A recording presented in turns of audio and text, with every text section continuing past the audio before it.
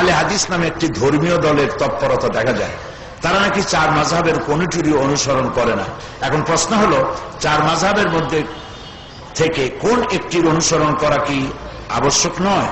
যদি কেউ অন্যদের মধ্যে হতে কারো অনুসরণ না করেন, তাহলে তাদের ব্যাপারে হুকুম কি? খুব ভালো ভালো প্রশ্ন করছে, আলহামদুলিল্লাহ। যেসব মা বোনেরা প্রশ্ন করেছেন, আল্লাহ তাদের উপরে রহম করুন, আমরা বলি আমিন। আহলে হাদিসে তারা আমাদের মতই মুসলমান। যারা আহলে হাদিস তারা আমাদের মতই মুসলমান। তারা হাদিসকে অনুসরণ করে কোনো গুনার কাম করে নাই। আর যারা মাযহাব অনুসরণ করছে, তারাও মাযহাব অনুসরণ করে কোনো গুনার কাজ করে নাই।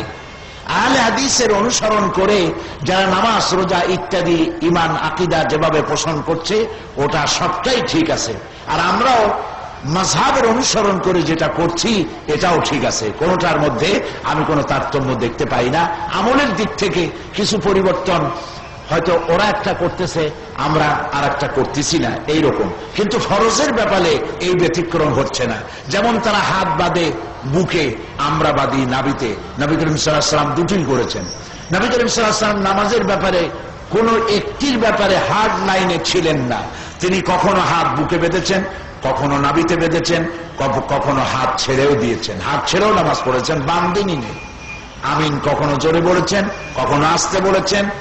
সুতরাং আহলে হাদিস ভাইরা যারা করছেন, এ সবটা হাদিস সম্মত, একটাও হাদিসের বাইরে নয়।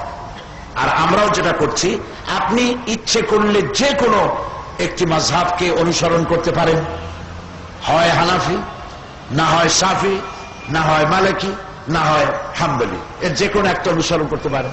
আর এই চারটার একটাও যদি পছন্দ না হয়, না করেন। যদি আপনি শুধু হাদিস এবং কোরআন অনুসরণ করেন, তাও আপনার শরীয়ত মানা হবে না, এমন কথা কোনো বিজ্ঞ, কোনো মুহাক্কিক আলিম বলবে না।